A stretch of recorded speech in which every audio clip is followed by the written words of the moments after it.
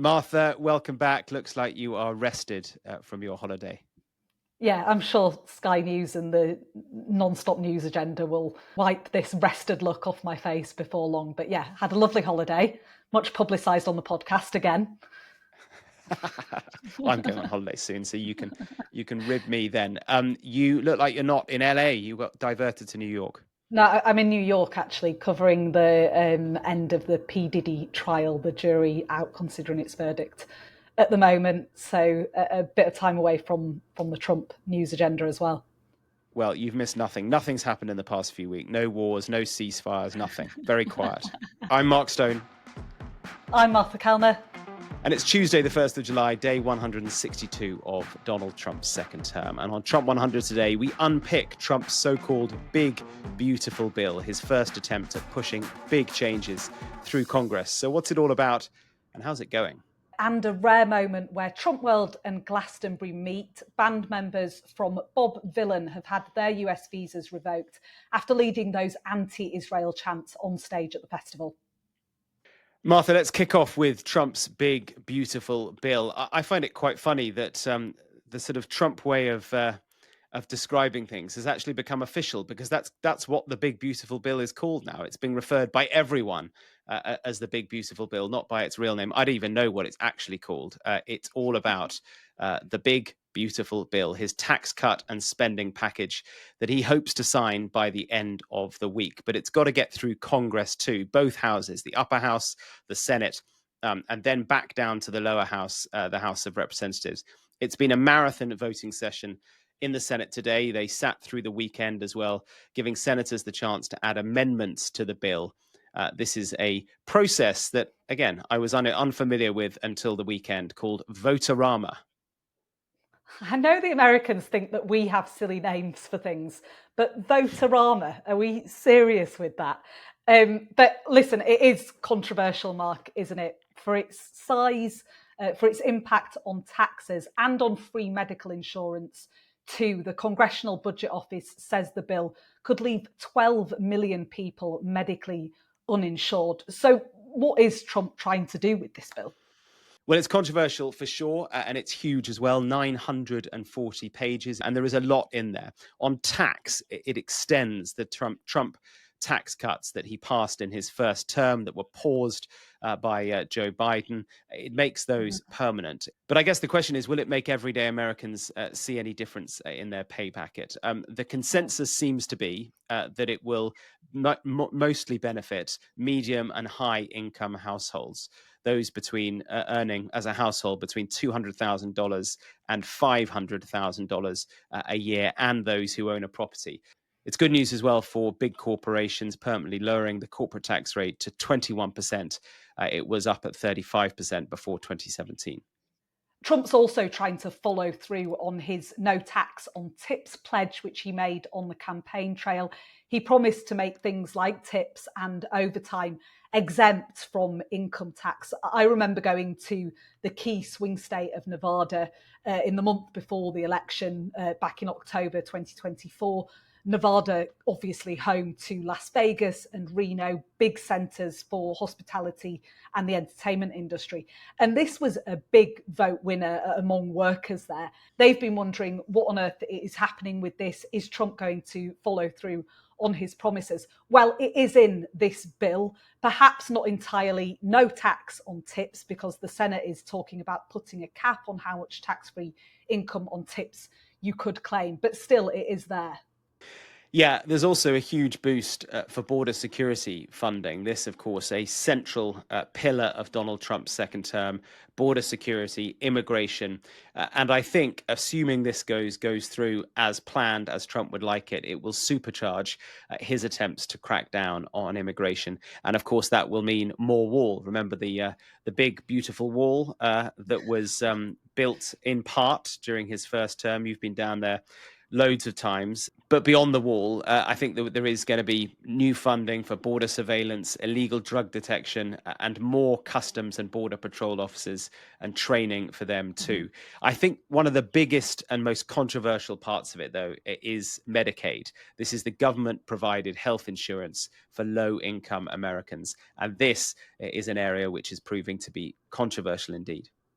Yeah, and it's that that's proved the sticking point for some Republican senators too, because while Donald Trump controls Congress, the Senate is incredibly tightly divided, 53 seats to the Democrats, 47 seats. So Trump can only afford to lose 3 Republican votes if he's going to pass this bill. They may already have lost 2. The Senate worked through the weekend, as you said, on it, and in that time, 2 Republicans voted against advancing it, Senator Rand Paul from Kentucky and Senator Tom Tillis from North Carolina, who has also said he won't be seeking re-election in the midterms. Tom Tillis's objection centres around those public health insurance concerns. What do I tell 663,000 people in 2 years or 3 years when President Trump breaks his promise by pushing them off of Medicaid? Mr. President, we owe it to the American people, and I owe it to the people of North Carolina to withhold my affirmative vote until it's demonstrated to me that we've done our homework. We're going to make sure that we fulfill the promise, and then I can feel good about a bill that I'm willing to vote for. But until that time, I will be withholding my vote. So a fiery and emotional speech there on the Senate floor from Republican Tom Tillis. Yeah. And I think it kind of gets to the heart of the jeopardy of this bill, because if you are a vulnerable member of the Republican Senate, you might get pushed out in the midterms, which are only next year. Who can believe Mhm. they are so close? But the midterm elections, you could end up losing your seat, because many of the poorer people in your red state will not like the fact Yeah. that they have lost their free medical insurance. But Trump, of course, he's threatening to primary these people. So they're screwed if they do, they screwed if they Yeah. don't. Because Trump has made quite clear, and he said last week regarding Tom Tillis, that he would primary him. In other words, he would find a different candidate. He would plow money into that other candidate, another Republican candidate, Mhm. to replace Tom Tillis. Incidentally, he has announced that he won't seek re-election in the midterm. So he, for one, has kind of thrown in the towel and realized Mhm. this is not a fight. He's either going to win or prepared to take part in. Yeah, that's freed him up to speak, hasn't it? But for other Republican senators, they're caught, as you say, between a rock and a hard place. There's another vocal, high profile dissenter on this bill, though. Everyone knows who it is: Trump's former best buddy, Elon Musk. And he's back at it again on social media today. Musk posted on X saying, "It's obvious with the insane spending of this bill, which increases the debt ceiling by a record $5 trillion, that we live in a one-party country, the Porky Pig Party, as he calls it." He went on to say it's time for a new political party that actually cares about the people. He has spoken about an alternative party before. Incidentally, though, he has now put a name to it. He says it will be called the America Party. He also went on to say that every member of Congress who campaigned on reducing government spending and then voted for it, in his words, will lose their primary next year if it's the last thing I do on this earth. So a very clear threat, if you like, from Elon Mm. Musk there. Tough talk, certainly, but perhaps to put a cynical hat on, it's because the bill also reduces tax incentives for people buying electric cars like Teslas. Yeah, it's a fascinating little sort of glimpse into that relationship between Trump and Musk. That kind of was Yeah. the reason they fell out. They were such good buddies. And then Musk made really very clear that he did not like this bill, because he believes he may have ulterior motives, like the issue with electric cars, but he also believes it's just Mhm. going to add a shed load of money to the Yeah. national debt. And he's really going out on his own now. Let's see how this America Party does. Mhm. I'm not convinced that he's all that popular around America, but let's see. It could well be a very interesting moment during the midterms. But as I say, the bill is estimated to add an eye-watering $3.3 trillion to the national debt over the coming decade. It's worth saying as well that this is Donald Trump's first real attempt at pushing legislation through Congress. Most of his presidency so far has hinged on endless executive orders that he's been signing, which he can do without the approval of Congress. So, as we know, Trump likes a quick fix. Congressional approval, by its very nature, takes much more time. Many more things can go wrong. I don't know what your take is. I don't know what your take on this is, Mark. Do you think it can get done by Friday? I think it's a tall order, and actually, Friday really means Thursday because Friday is the 4th of July. It is that day where no American wants to be in the office, no American wants to be working. They all want to be home, and that for the Congress people and the senators, that means home in their constituencies. That means they want to be Yeah. taking a flight on Thursday night. So, will it be done by Thursday night? I think that's a really tall order. Let's see. I personally hope it is. Then we can move on to something else. Otherwise, it goes into next week. Now, Martha, it's not often that Glastonbury and Trump world go together in the same sentence, but today they did. Yeah, I can't think of many people who would be less popular at Glastonbury than Donald Trump. But huge controversy, but huge controversy this weekend surrounding Bob Vylan's set at the Westholt stage at the festival. The duo, who I hadn't heard of before, but popular, they performed in front of a screen that showed several messages, including one that said Israel's actions in Gaza amount to genocide. They also led chants of death to the IDF. Now, this prompted the BBC to apologise for their live coverage of the event, and they've pulled the set from their on-demand services. Glastonbury Festival issued a statement saying the chants crossed a line and that there was no place at the festival for anti-Semitism, hate speech, or incitement to violence.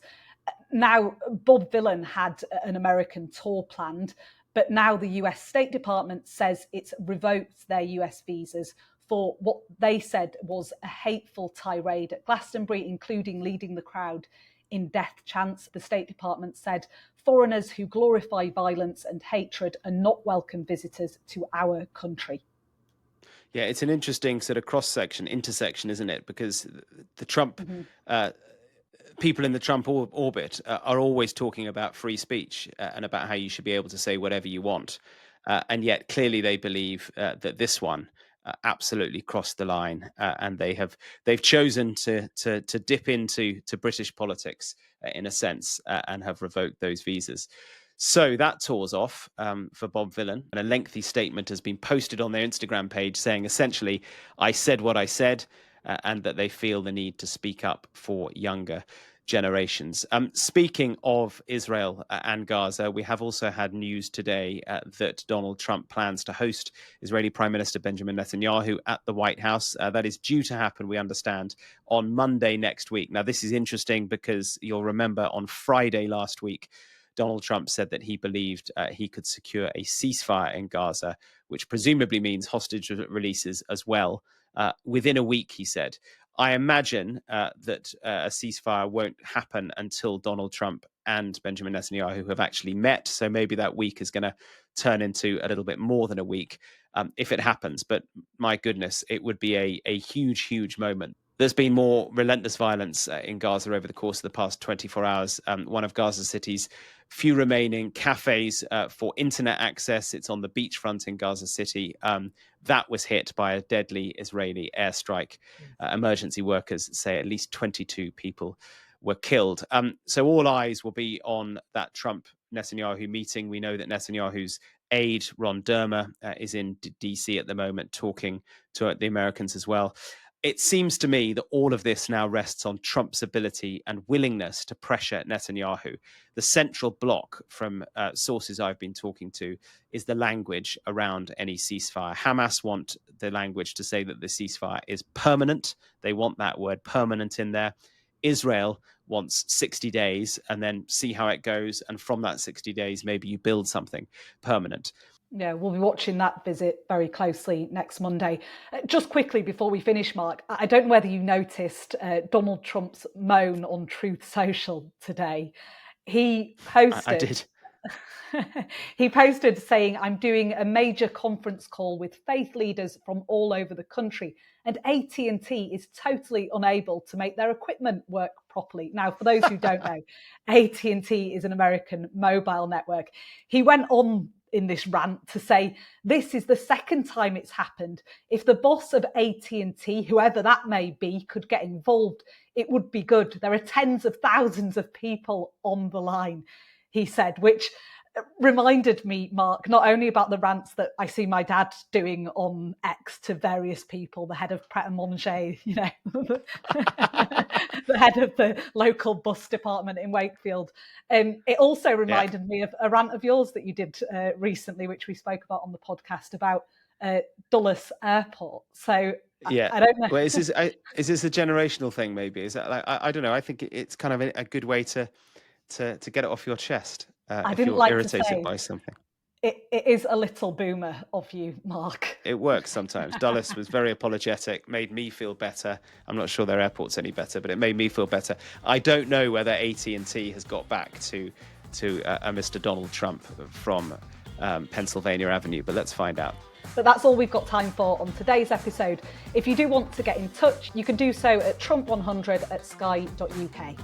Yeah, and you can hit follow to keep up to date with the podcast wherever you're listening from. Leave us a comment on review there too. We will get to a Q&A episode very soon. But thanks for listening, and we will see you tomorrow. See you then.